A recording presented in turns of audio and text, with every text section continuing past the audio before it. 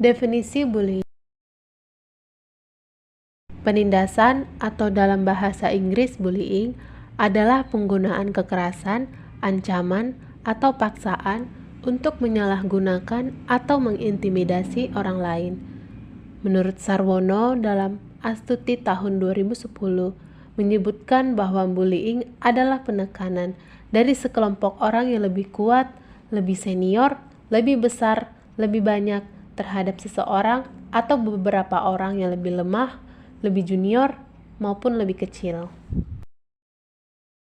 Oke, menurut saya perundungan itu biasanya disebut lebih familiar dibilang orang bully gitu ya, bullying gitu ya. Jadi menurut saya bullying itu adalah suatu tindakan yang menghakimi orang lain, yang merugikan orang lain. Nah biasanya itu akan menimbulkan beberapa efek. Kemudian biasanya bully itu ada beberapa macam. Biasanya ada bully lisan, kemudian ada bully tingkah laku, kemudian adalah kemarin bully fisik gitu ya. Ada beberapa macam bully yang saya ketahui. Nah biasanya bully ini sering terjadi memang di kalangan anak SMA gitu ya. Tidak hanya anak SMA, biasanya anak SMP juga sudah mengenal yang namanya bullying gitu. Faktor penyebab bullying. Yang pertama, keluarga yang bermasalah. Yang kedua, sekolah. Yang ketiga, kelompok sebaya. Yang keempat, kondisi lingkungan sosial. Yang kelima, tayangan televisi dan media cetak.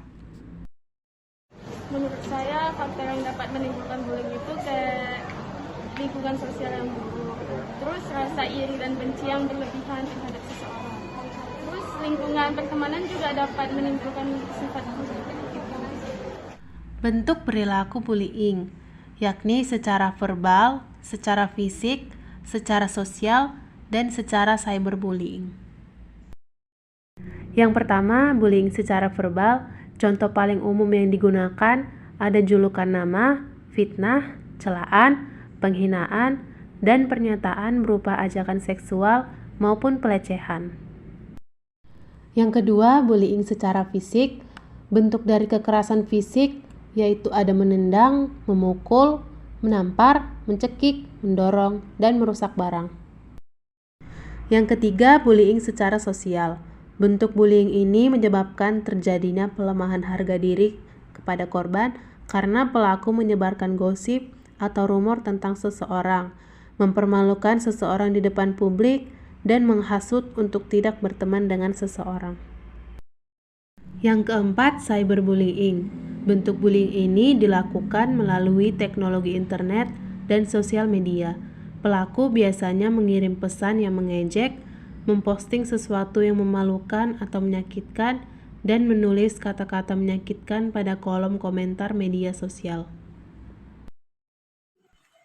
Kalau misalnya di sekolah ini, kalau kita boleh jujur-jujur saja, sudah pernah.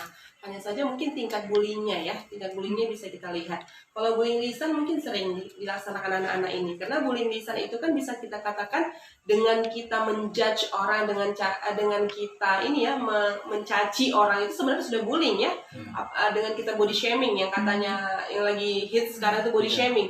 Body shaming itu juga sudah termasuk tingkat bully, dan itu sudah sering terjadi di anak-anak ini. Membeda-bedakan warna kulit, cantik, ganteng, itu sudah membeda-bedakan, itu sering terjadi di anak SMA. Mungkin hanya sekedar bully-bully secara fisik gitu, bully lisan misalnya, mencaci, menjatuhkan nama baiknya gitu kan, memfitnah, paling yang masih bully-bully lisan. Kalau bully fisik sejauh ini saya rasa di sekolah ini masih aman lah. Dampak perilaku bullying.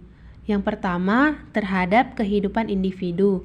Yang kedua, terhadap kehidupan akademik. Dan yang ketiga, terhadap kehidupan sosial. Pada kehidupan individu, dampak perilaku bullying dapat berupa gangguan psikologis dan konsep diri negatif. Yang kedua, agresif, yakni menjadi penganiaya ketika sudah dewasa. Yang ketiga, cacat fisik permanen dan adanya keinginan untuk bunuh diri. Di kehidupan akademik, perilaku bullying berdampak ke penurunan nilai akademik, penurunan skor tes kecerdasan, dan penurunan kemampuan analisis dari siswa.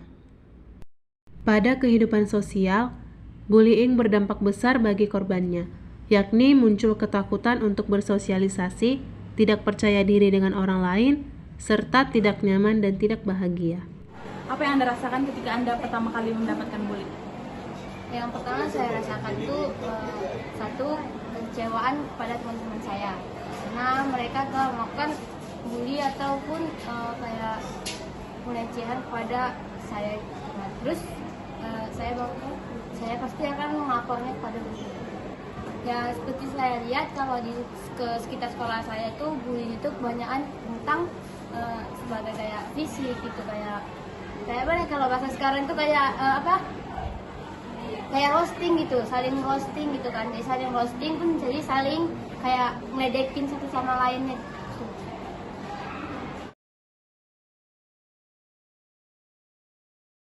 Kalau untuk menyelesaikan bullying ini biasanya kita kolaborasi. Kita lihat dulu anaknya itu kelas berapa gitu kan, kemudian kita panggil orang yang terdekat, itu biasanya adalah wali kelas. Wali kelas itu kan pengganti orang tua di sekolah ya. Jadi setiap ada masalah apapun, biasanya tidak hanya bully, itu biasanya kita selalu mengkolaborasikan diri dengan wali kelas. Biasanya ada wali kelas, biasanya ada guru BK dan ada siswa tersebut. Jika masalah ini sudah sering terjadi, bullying ini sudah sering terjadi, biasanya kita ada buat frekuensi berapa kali ini dilakukannya. Apabila sudah lebih dari 3 kali, biasanya kami akan berkolaborasi lagi dengan orang tua dengan melaksanakan SPO, surat panggilan orang tua. Jadi itu ada kolaborasi 3 orang antara wali kelas, orang tua, dan guru BK. Gitu. Apabila sudah sering terjadi, tapi bila hanya sekali dan itu dipermasalahkan teman-temannya, itu biasanya kami hanya sebatas ranah guru BK dengan siswa tersebut saja gitu. Saya akan mencegahnya dengan cara yang pertama, meningkatkan rasa percaya diri pada diri saya. Yang kedua, saya menunjukkan segala prestasi yang saya miliki. Yang ketiga, saya menjalin hubungan pertemanan yang baik dengan orang sekitar. Dan yang keempat, saya menjauhi semua orang yang bersikap toksik. Ya, solusinya yang pasti adalah pembinaan ya. Kita pasti melakukan pembinaan terhadap anak tersebut. Seperti saya katakan, kalau sekali 2 kali, biasanya pembinaannya masih dilaksanakan oleh guru BK. Jika wali kelas berkenan ikut berkolaborasi ya silahkan gitu kan. Jadi kalau misalnya sudah lebih dari 3 kali, kita akan melakukan pembinaan yang disertai dengan orang tua. Pembinaan seperti apa? Ya, kita menasihati, kita berikan pembinaan berupa nasihat-nasihat agar dia tidak melakukan bully. Kita mengatakan kepada dia bahwasanya bully itu akan berakibat seperti ini, dampak negatif yang ditimbulkan, itu pasti kita beritahukan kepada anak tersebut gitu. Kenapa? Tujuan kita itu untuk memberikan itu agar dia tahu bahwasanya perlakuan atau tingkah laku yang dilakukan itu berefek pada temannya seperti itu. Jadi, kalau sudah lebih dari 3 kali kita melakukan kolaborasi dengan orang tua. Tapi sudah sering kali dengan orang tua pun sudah tidak ada perubahan, kita akan berkolaborasi dengan tingkat tertinggi, tingkat yang paling lebih tinggi dari kami di sekolah ini seperti PKS kesiswaan. Seperti itu. Sebenarnya untuk di Kota Medan, sekolah kita ini adalah sekolah satu-satunya yang bekerja sama dengan UNICEF Indonesia untuk mengadakan kegiatan program anti bullying. Jadi itu nanti akan ada hari H-nya di mana kegiatan Roots Day namanya dibuat. Jadi yang sudah kami lakukan saat ini adalah masih di seperti BIMTEK lah ya, untuk agen perubahan. Nah, agen perubahan itu dipilih sebanyak 30 orang dari siswa yang ada di SMA Negeri 7 ini. Nah, mereka lah nanti yang akan menebarkan aura positif atau kegiatan positif, perubahan positif yang akhirnya nanti akan melahirkan kegiatan yang benar-benar anti dari perundungan gitu ya, karena sekarang kan sedang marak-maraknya nih perundungan di kalangan remaja khususnya. Stop bullying. Terima kasih.